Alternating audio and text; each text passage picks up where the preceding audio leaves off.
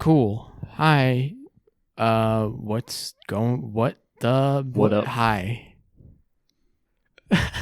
All right. What's happening, gamers? It's time for us to talk about some cool EPs that we listened to this year. Yeah. I listened to a lot of EPs this year. Yeah, you did you? Like at least 10. So Damn, that's pretty crazy. That's why this list is 5. Did you listen to the Tramp Stamps EP? I did. Oh, sick. Oh, I did. That was my bottom, I think, piece of music this entire year. Really? Yeah. It was. I mean, it was kind of terrible, but like It was like it's not the worst thing I listened to this year. I mean, like I feel like the single was it I'd Rather Die is also it might be worse than the EP like really sucks. I don't. Whatever. It's not like I didn't listen to like a lot of bad albums this year. Is the thing. I didn't either. That Imagine Dragons record is like top 5 worst albums I've ever listened to. Genuinely. Damn. I do not previous Imagine Dragons records. I've like understood like what they're trying to do. Like it like makes sense to me. This record was just like, what the fuck were you thinking? Interesting, because this record makes more sense to me than like Evolve, in my opinion, or Origins even. Those are like I get what they're going for, but this one has just like what were you thinking? Holy shit. Anyway, EPs. What was there were some good ones. There were some good ones. What was the good one you listened to? My number 5 EP of 2021 is going to be this new Chika EP, Once Upon a Time. Her EP last year also was one of my favorites. She's like an up and coming rapper. I feel like she has a lot of character, a lot of charisma. I really like her flows. She's kind of laid back and chill, but can also get kind of more upbeat as well. This EP was just like another just really great collection of tracks. I found that like I enjoy Chika. I like her style. I think this EP works together. There's kind of like a little theme, the fairy tales and the Cinderella, Once Upon a Time. You get it. I do think that like Chika needs to maybe vary up the conversation topics in her songs, but it doesn't get boring or anything at this point because I mean she's only really released EPs. Definitely looking forward to like a full length though in the future. I feel like very interesting to see. But yeah, good EP, would recommend. Yeah, lots of great songs. There we go. Yeah, I didn't listen to that one. My number 5 EP for this year is Kero Bonito with Civilization 2. Yes. Yeah, its number is the second one. Civilization. And man, I don't enjoy this as much as some of Kero Bonito's previous releases, but it's such a just like fun and like bright and colorful experience. I don't know. I feel like they consistently are just able to do something. They are consistently able to make this really fun, fast-paced, and bright-sounding pop music that is... It never feels, like, intense or, like, in your face. It just is, like, so peppy and fun and bright, and I don't know. It's just a wonderful little EP. I'd recommend it. I don't know, yeah, go. There's some good songs on there, yeah. I would recommend it, too. You'll be foreshadowing for the future. Oh, God. Oh. I feel like I might be foreshadowing your list right now because my number 4 EP is Show Me the Body. Oh my God. Survive. He is. Yeah, well, that's crazy. This EP is like, it's real short. It's only 3 tracks long, but each track is pretty intense, pretty incredible as well. It has this incredible weight, I feel, to a lot of these songs, and it is like really just like some of the most, like it's only 3 tracks, but it feels like very consistent across those 3 tracks, I guess, in terms of like the quality and just like Show Me the Body's output was really great. So would highly recommend checking it out. Survive. Let me take a drink of water. I'm leaving that in. All right, my next EP is going to be Timeabout by Yukika, a K-pop star who's in some band that I don't know. But she released this EP this year, and it is such a just gorgeously produced, fun pop record. It's so much fun. Like the production is so luscious and like thick sounding. I don't know how to describe it. It's thick, but like it just has such a rich atmosphere and like I don't know. Every single song is so fucking catchy. Like how did you make it so catchy? I don't know. But yeah, it's just such a wonderful EP. It has like really groovy, fun, like 70s, 80s inspired production. It's like really just rich and absorbing and catchy, and I don't know. Cool. Anyway, go fucking fuck.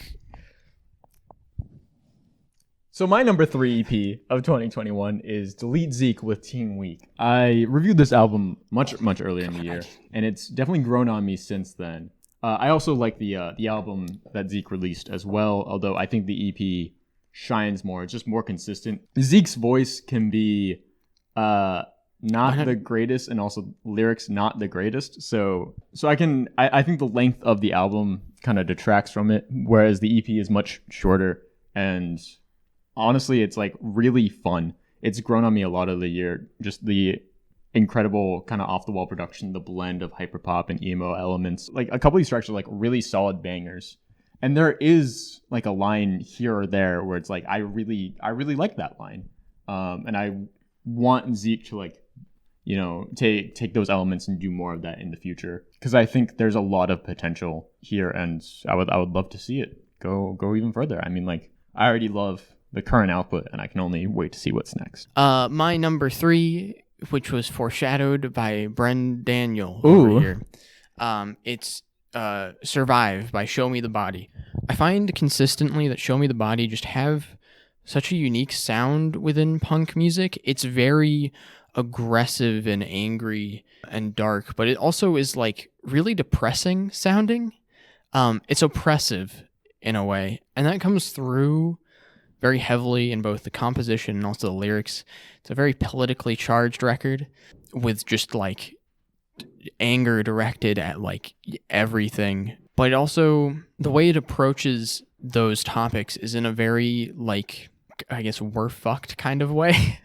It feels very overwhelmed by just everything that's happening, and it leads to an album that just sounds hopeless. And it's really great. And yeah, it's just so like catchy and intense. I don't know, a great record. Would recommend. Yeah. Anyways, my number 2 EP, which was shouted by Joe earlier, actually, is going to be Civilization 2 by Kero Bonito.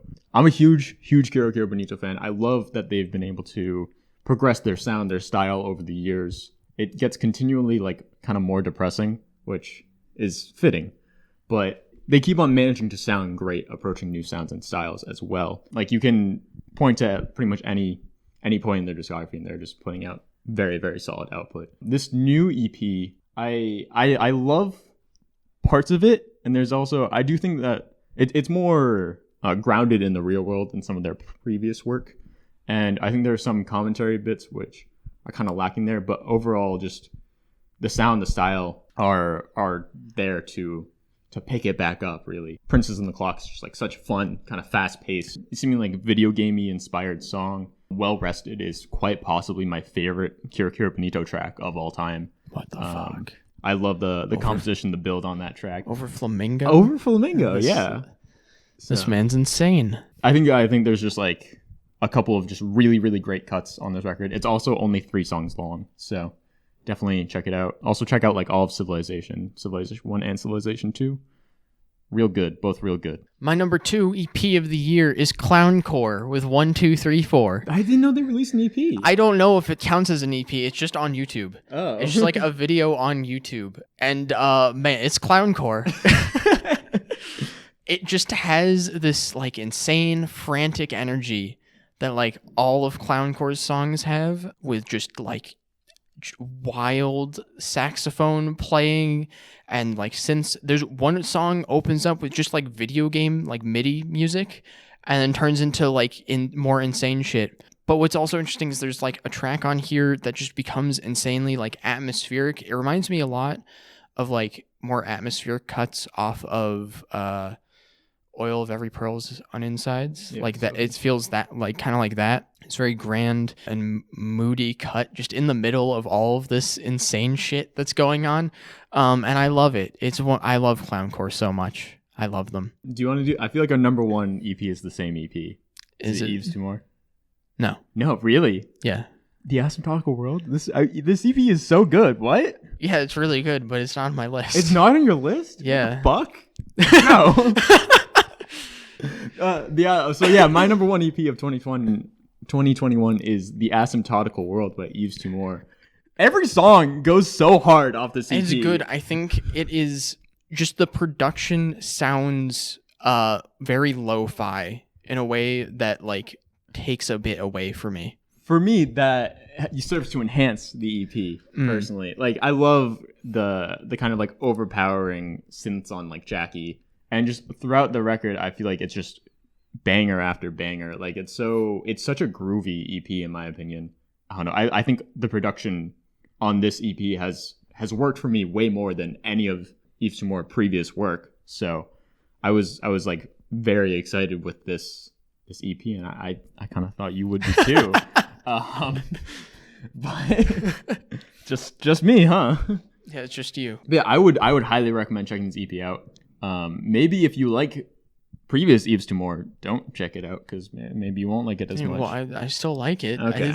It's a good record. It's just, the best EP not... of the year. So all right, maybe not. The number one EP of the year for me is EP2 by JPEGMAFIA. okay, yeah. It feels like with every single release, Peggy just like consistently just changes almost everything about his sound, but still keeps it like completely unique to him. And that's definitely true on EP2, which is probably his like single most distinct work to date, I'd say, at least compared to everything else he's done. It's much more in line with like more it has almost like a Travis Scott vibe in a way. Like it's very moody, very like kind of like blown out and bass focused production.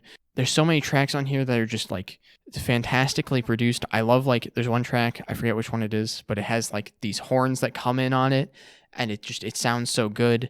I love everything about this EP. It's amazingly produced. It has so much energy and character. As does like everything Peggy does. So yeah, there you go. Yeah, those are the best EPs of the year. Yeah, best EPs of the year. Wow. Yeah, we love EPs. Yeah, we love EPs. I know. I listened to at least 10 of them. Anyway, what were your favorite EPs of the year? What were they? Leave them in the comments down below. Tell us, or we'll kill you. No, don't do that. Don't. The killing or the telling? The killing. We're not allowed to kill people, Joe. We got in trouble last time.